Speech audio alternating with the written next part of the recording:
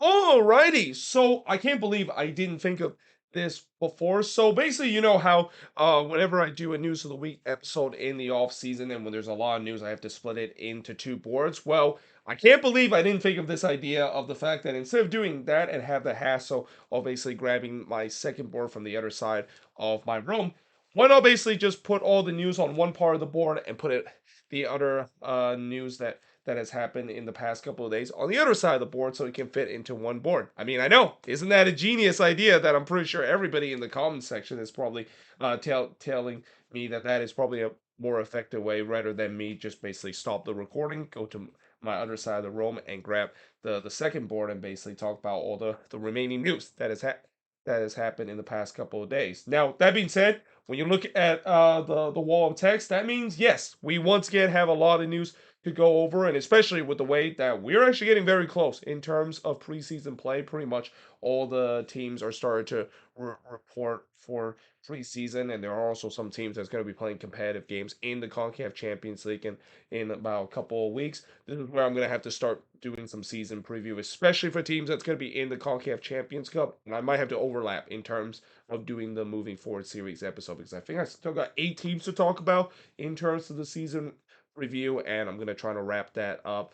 And if I weren't able to do that, I might have to do a little overlap in terms of talk about that, and also doing the season preview for all 29 teams in MLS, and hopefully get that done before late February because it's hard to believe, but we are almost about a little over a month before the 2024 MLS regular season begin, with Inter Miami playing against Real Salt Lake on February 21st.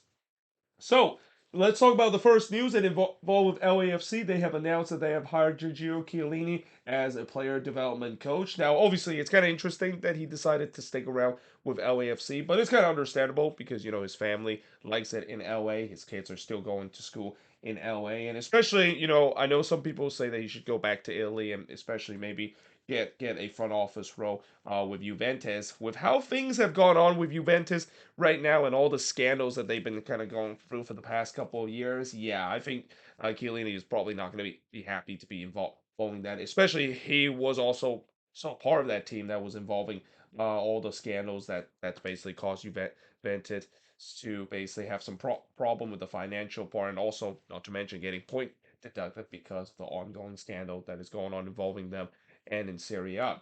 Now, also involving LAFC, they have announced that they have loaned Mario Gonzalez to Sporting Gijón from LAFC, and this is kind of unfortunate because Mario Gonzalez, even though I know the number doesn't show it, I think he was decent during his time with LAFC. I mean, you can see his work rate is there. He's a guy that can create those chances for LAFC, but the problem is just unable to put the ball into the back of net. He's not able to show that clinical finishing, and even more unfortunate, that's basically what a number nine needs to do. And when you're a number nine and you don't do that, it doesn't matter how many chances you create, you don't put away those chances and produce a number. Yeah, it's not going to be good enough. And we'll see how he's going to do now. He's going to be going back to Spain, especially going to the the Segunda division, and especially with the way that the last time LAFC decided to send someone to the Segunda division, that was Brian Rodriguez, and yeah, that did not go so well. So we'll see whether or not if Mario Gonzalez might have a better luck in terms of that, because I've already heard some LAFC fans have saying that he's considered to be a bust, and he's now joining a long list of players. Well, I wouldn't say a long list of players, but there's definitely some notable lists of players that just didn't really quite work out for LAFC. I mean, as much as John Thornton has done a good job in terms of building this roster, he has some dud out there, especially that third DP spot. There's a reason why he hasn't fulfilled that third DP spot for a very long time, because it feels like every time when LAFC does fulfill that third DP spot, that third DP just does not work out whatsoever. So I think it's best for John Thornton to probably leave that alone and just kind of have that worked out. Though that being said, I'm pretty sure LAFC fans are also starting to get a little frustrated this offseason, the fact that they haven't really made any big move whatsoever. I mean, besides bringing Hugo Lloris to LAFC, they really have not done much in terms of their roster, and especially with the way that if their most important player Denise Bawanga does leave this LAFC team, this team could be in a bit of a trouble heading into this upcoming season. Considering Bawanga was a huge part of this team in terms of the attacking end, and there's still question on the defensive end, especially after they lost Diego Palacios this offseason. Now, moving on into the next news, and now talk about the other LA team in the LA Galaxy, and this is where I'm gonna kind of go fast pace in terms of some of these news because these are pretty much news in terms of rumors that I've talked about before in the News of the Week episode, but these are kind of confirmation the signing has happened. And then, of course, is the Galaxy signing Miguel Berry off of free agency. And again, for Miguel Berry, this has to be his last chance in terms of making making some present for his team and maybe his last opportunity with an MLS team because besides that one season that he did very well with the Columbus Crew, his career projectile has gone down, down, and down ever since that. So we'll see whether or not if he can make it get his career back on track, or is he just another example of a one hit wonder or a 1 year wonder, as we say it, during his good season he had with the Columbus Crew a couple of years ago. And then of course the San Jose Earthquakes signed William Yarbrough off of free agency. Again, he's going to be a backup for Danielle in case if Danielle does suffer through injuries, which unfortunately he did last season. But it's also kind of unfortunate that now JT Morsankowski is demoted into the third choice goalkeeping spot, and JT Marsikowski, I won't be surprised if the Quakes are gonna let him go or let him walk. Consider he's not live up to the expectation that we thought he would be a couple of years ago. And then of course the Portland Timbers has officially signed goalkeeper Maxime Crepeau, and I'm surprised they actually just announced it this week because I thought they've already said that is a complete signing. But I guess now it is basically official that Maxime Crepeau is the new goalkeeper for the Portland Timbers, and I expect him to be the number one for the Portland Timbers side. Now, NYCFC, they have signed midfielder Hans Wolf from Borussia Mönchengladbach. First of all, Hans Wolf, great name. I think if you want to talk about some of the best name in MLS, Hans Wolf is definitely going to go up there as one of the best names. Probably right next to Maran Haile Selassie as one of the best name that I'll mention. And I'll be very happy when he, of course, does score a goal because I get to say his name or even on the assist chart. But in terms of this signing, this is kind of an interesting one. I mean, he's a guy that he's been okay during his time with Borussia Mönchengladbach. He's also spent times before in the English Championship with Swansea City, so it'll be interesting to see how he's going to do and whether if he's going to be a regular starter or maybe just for depth reason for this NYCFC team.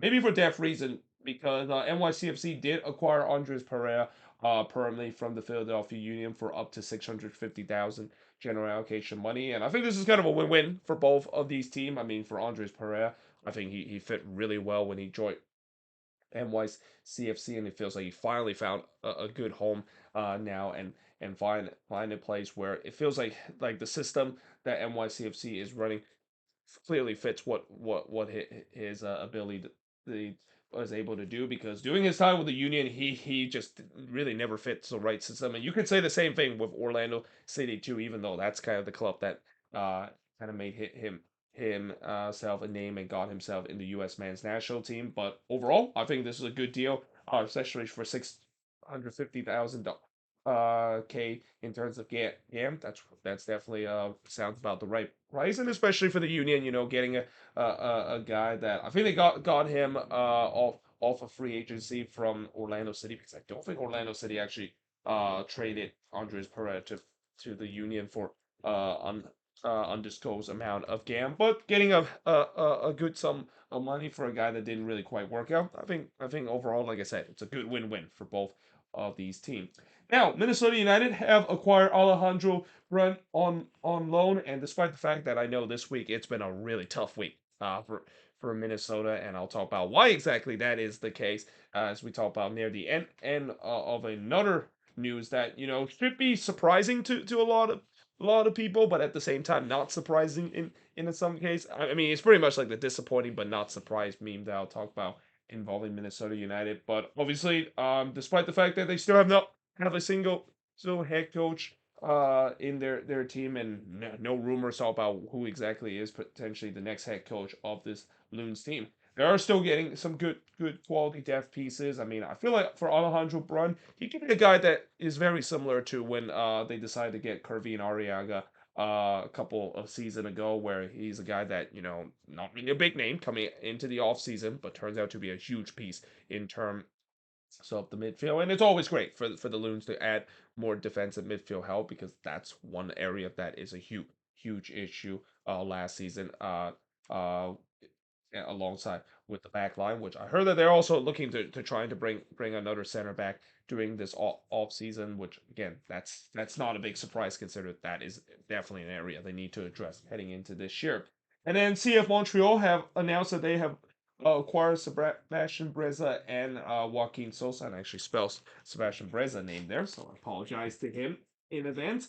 But yeah, I would say that you could say it's a reacquire, because Sebastian Breza was part of the CF Montreal team, and I guess he is going to be welcomed back into the fold, and probably going to be in that second goalkeeping spot again, because I think Jonathan Siwas is still the main goalkeeper for this team, but there's no doubt that if Siwas, after a great first season with Montreal, if he doesn't live up to that expectation, or kind of have a second year syndrome, then Sebastian Breza could go into that role. Though I'm pretty sure Montreal does not want to have that same situation that they had a couple of years ago, where it was kind of a revolving door between Breza and Pantemis in that goalkeeping spot.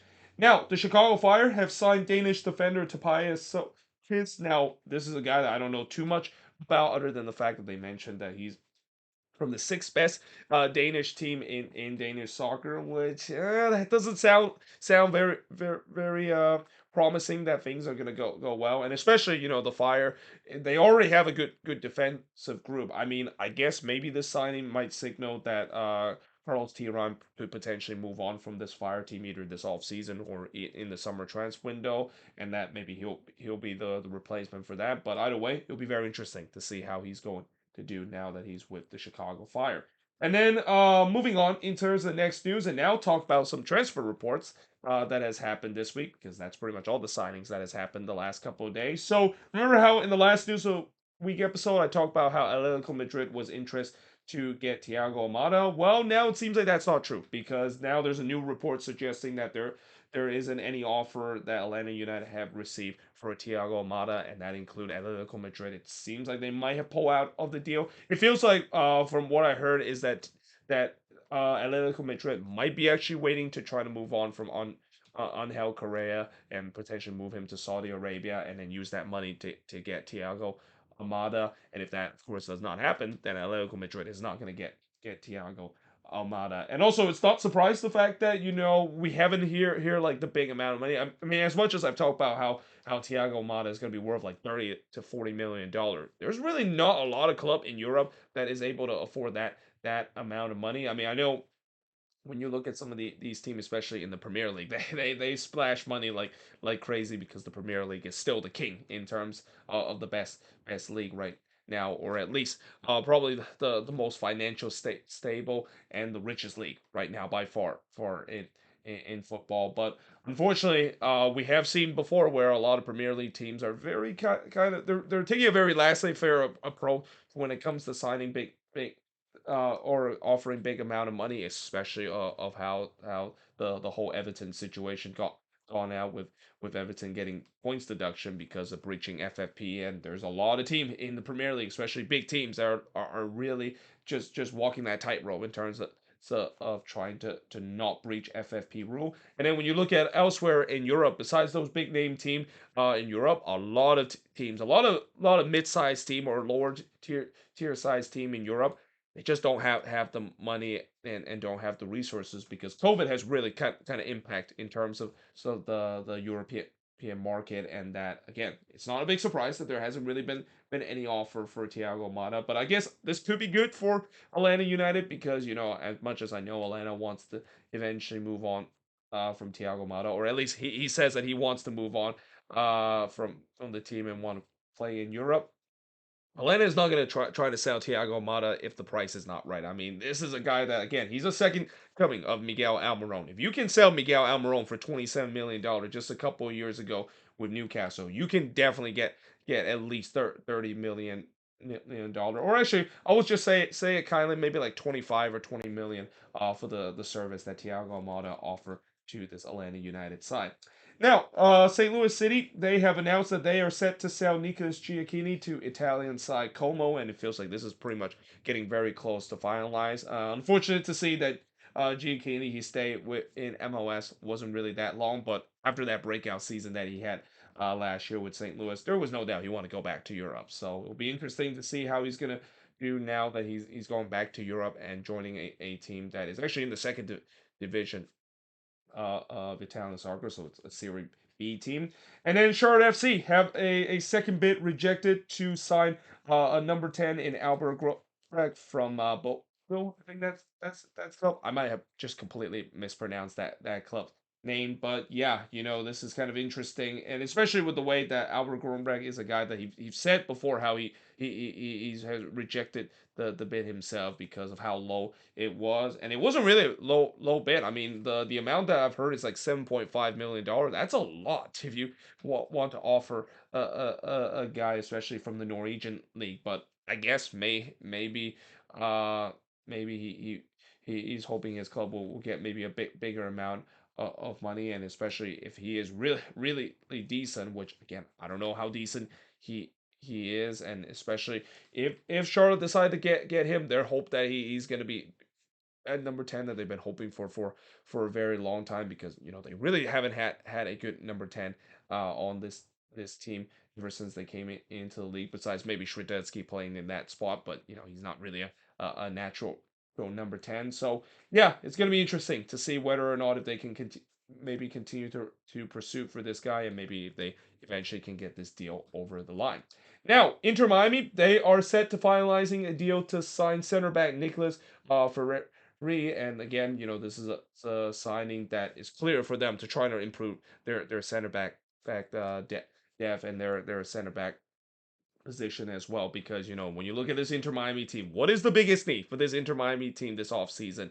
It has to be the defense. I mean, last season, we definitely saw the big issue of this team, where while this team is good in terms of the attacking threat, the defense is still a huge issue, and it's not a surprise because that defense, as much as when Messi and his friends came to this team, and all these big name players and all these young South American players come to the team, one thing that they did not improve is the defense. So it's no doubt that there's no surprise that Tata Martino is really want to get himself a better back line, and we'll see whether or not if he is going to help the cause, because I think if this Inter Miami team wants to consider themselves to be an MLS Cup contender, as some people have already said that they have to improve that back line. They absolutely have to do it. They cannot be as bad as they had last season. Otherwise, with the way that how the East is going to be a bloodbath again heading into this upcoming season, if they have that shaky defense, I don't think this is going to be considered to be an MLS Cup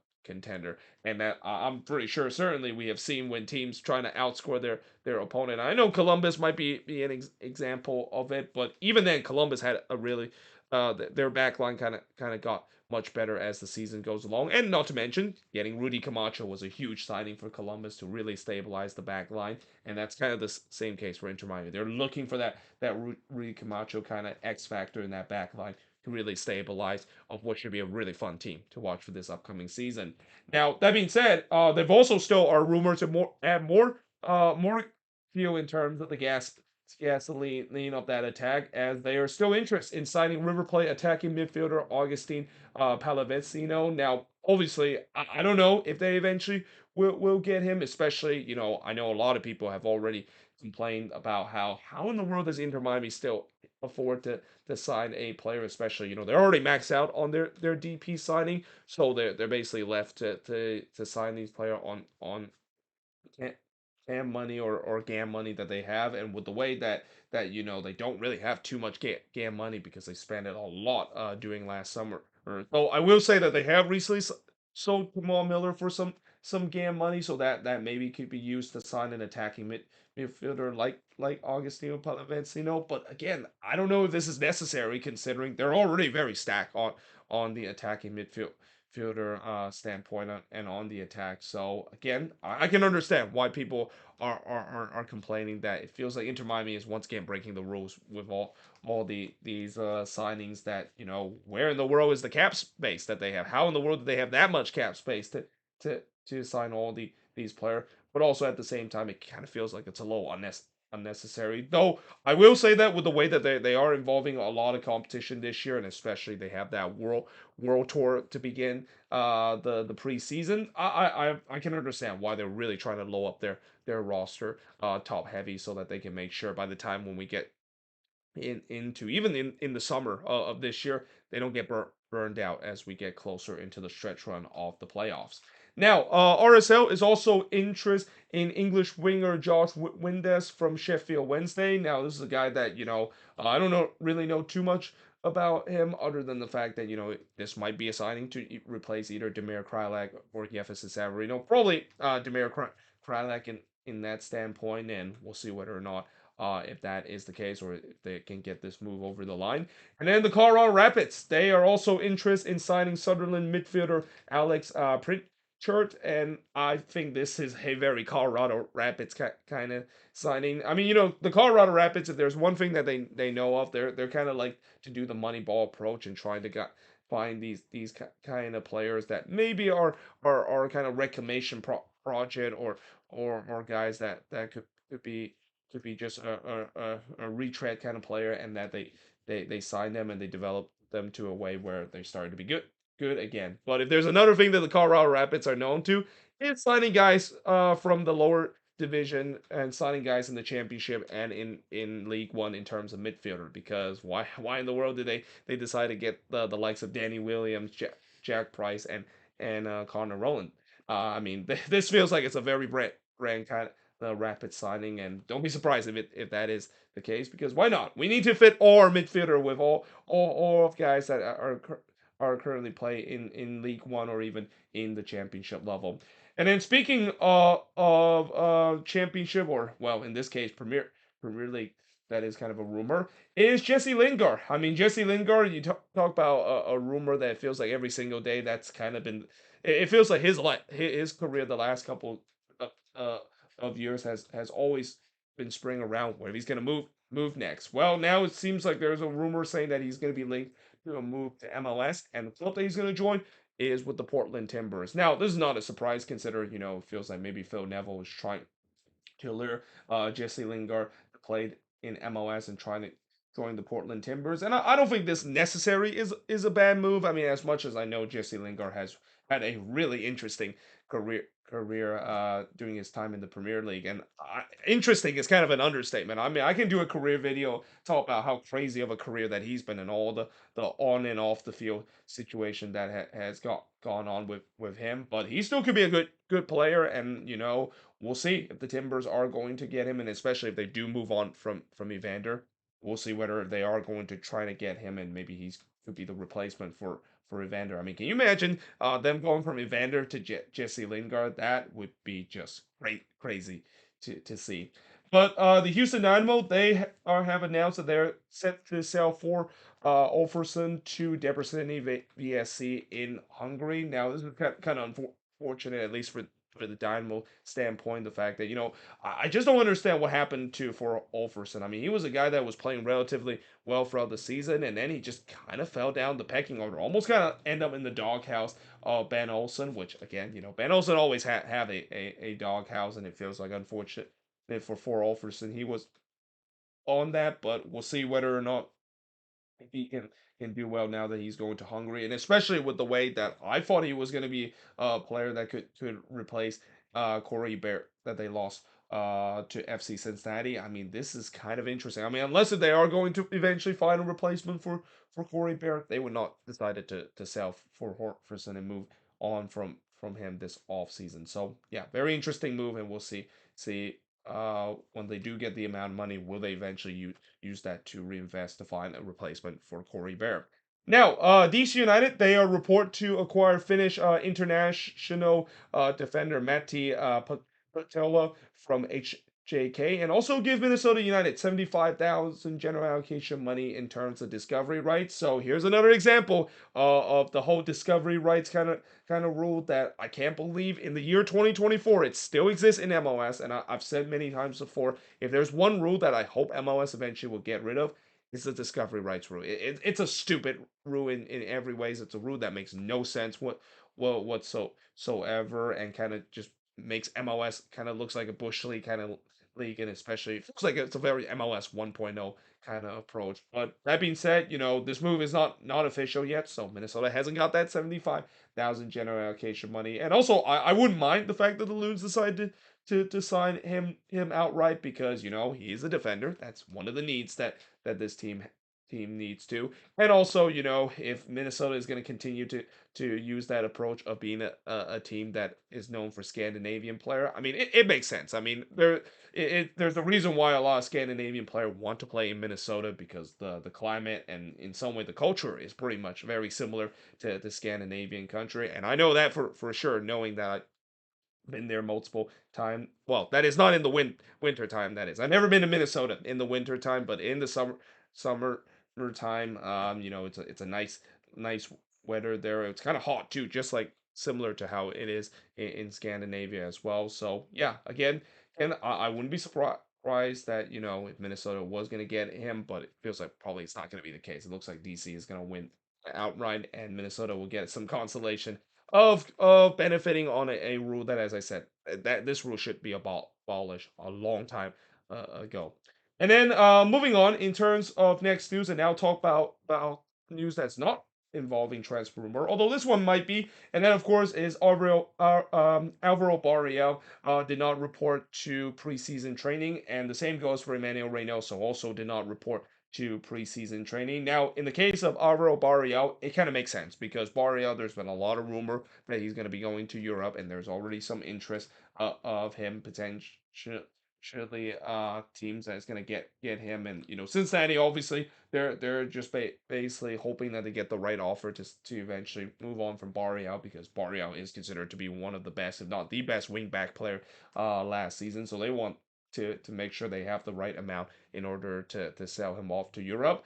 But unfortunately, in the case of Emmanuel Reynoso, this kind of doesn't. Well, I mean, I will kind of play devil's advocate in terms of Emmanuel Reynoso case. I mean, I know a lot of people once again have the whole Reynoso kind of memes talk about Reynoso not showing up to preseason training, and now there's speculation: is this going to be like what happened last season, where he doesn't show up to this team until mid-June? But to play devil's advocate in terms of Reynoso, I have heard rumors that there are some moves that he's been linked in South America, and also not to mention, just the fact that this Minnesota team is just everything has gone wrong of this team. I mean, for those people that are thinking that life after Adrian Heath was going to be good for this Loons team, oh boy, I can't tell you how much that those people are regretting. I mean, I wouldn't say that they regret in terms of eventually move on from Adrian Heath. I feel like Minnesota was eventually going to move on from Adrian Heath. I mean, the writing was definitely on the wall, considered this team clearly underachieved. But the fact that,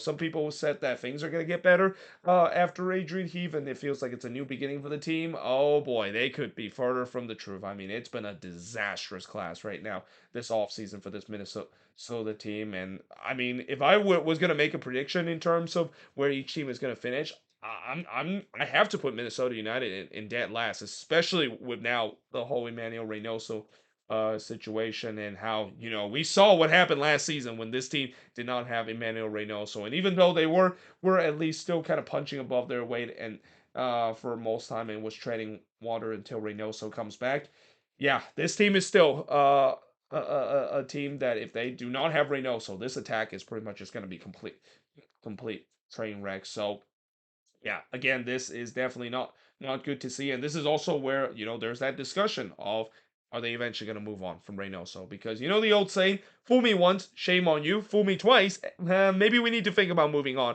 from you." And that's kind of the case with him right now, where again, this is not a good look. I mean, he apologized the first time, but it doesn't really mean anything if you decide to do it for the second time. But again, if you want to play devil's advocate because of how disastrous the situation has been for this Minnesota team, and especially them not naming a head coach and have no room, no have no urgency of showing that of getting a head coach, I don't I'm not surprised that Reynoso decided to not show up for preseason training. Or maybe it's because of the weather. Maybe he's obviously he's probably not used to the cold Minnesota weather. He's probably gonna be maybe reporting that the team once they do decided to start their preseason tour. It was originally going to be in Mexico, but it feels like now they're going to start their preseason tour in that Coachella Invitational, that Coachella Valley Invitational, which I'm actually going to be going to that, but I'm going to be a little disappointed if Reynoso does not show up for that, and that there's definitely that serious discussion of maybe they might be thinking about moving on from him. And then the Vancouver Whitecaps, they have announced that they will open the Upper Bowl for 4 matches to celebrate their 50th anniversary. And these 4 matches are going to be their home opener, and then they're going to open full bowl again on Star Wars Day in May 4th, because that's actually a day to celebrate their 50th anniversary. Then they, of course, open full bowl against Inter Miami, because, of course, it's Inter Miami, that is. But they also will have their last match open full bowl playing against LAFC as a rematch of last year's playoffs. And I think that's a good deal, and especially with the package they had. I mean, it feels like the Whitecaps are using this not only to help celebrate their 50th anniversary, but this is just kind of capitalize on a way where it forced people to basically buy this package if they want to see their team playing against Inter Miami. I mean, the package itself, it's a really good deal. It'll be much better deal compared to just buying a single ticket when the Whitecaps does play against Inter Miami, because I have a feeling that tickets is going to be really expensive, and people are going to drive up that price because of Messi coming to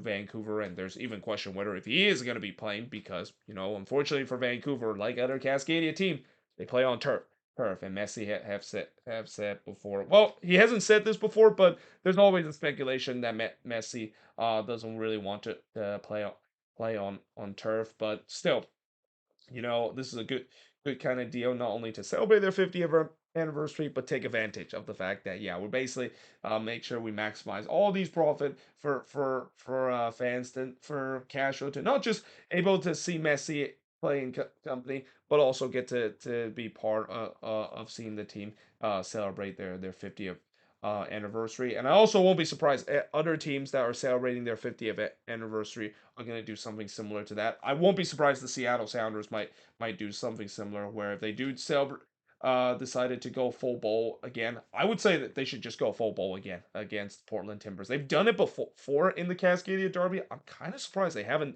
done it. I mean, they kind of done it before for I think a couple of years, but they didn't really open entirely the upper ball, and it wasn't like 68,000 plus as we would see before. I feel like the Sounders should do that too. And also, if you wonder why the Whitecaps did not include those 4 matches against Cascadia team like the Portland Timbers and the Seattle Sounders, this is where there's another good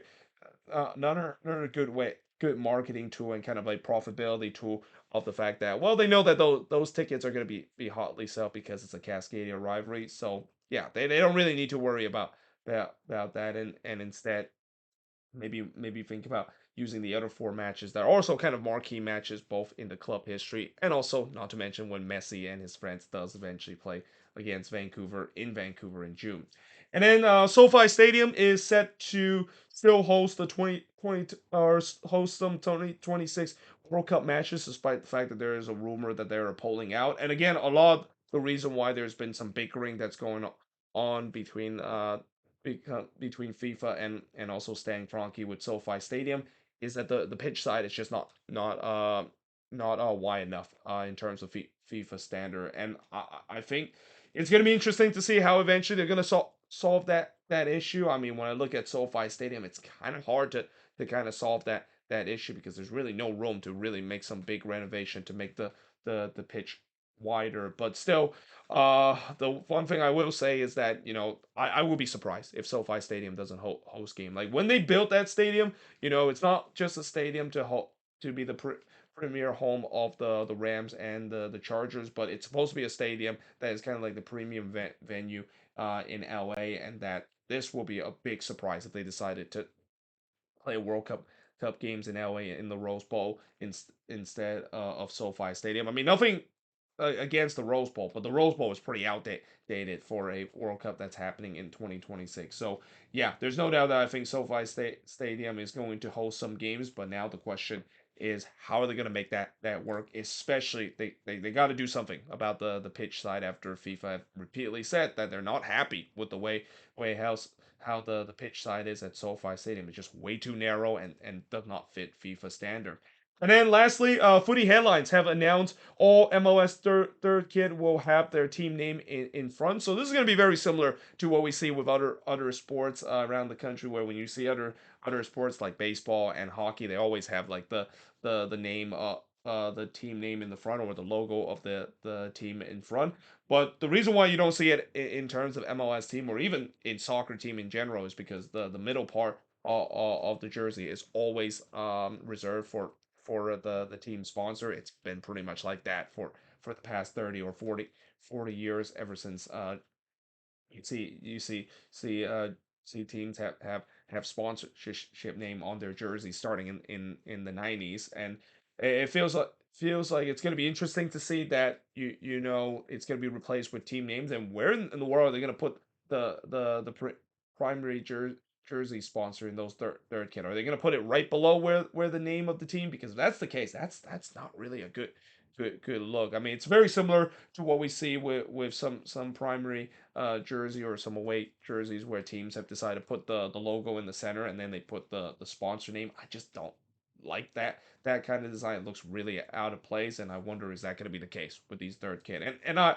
hope not, because one of the thing about these third kits that MLS team is gonna release, it's supposed to be fun. It's supposed to be nice looking, though. Again, judging by Adidas and knowing that there's still a lot of hate between MLS fans and the way Adidas design these kit, I won't be surprised. It could be really ugly. But just in general, I don't know if this is could be a good idea if they decided to put the team name in the middle, and they also put the sponsor logo in the middle as well. But there you have it. That is pretty much it in terms of another mega news of the week episode. Again, these news of the week episodes getting longer and longer because we have so many news that has happened in the past couple of days. But as always, let me know in the comments below, what do you think of these news, and if there's any news I didn't mention here on the board, let me know in the comments as well, as always. But until then, hope you guys enjoyed this video. If you do, make sure you guys leave a like, smash the subscribe button, and yeah, I of course will see you guys next time.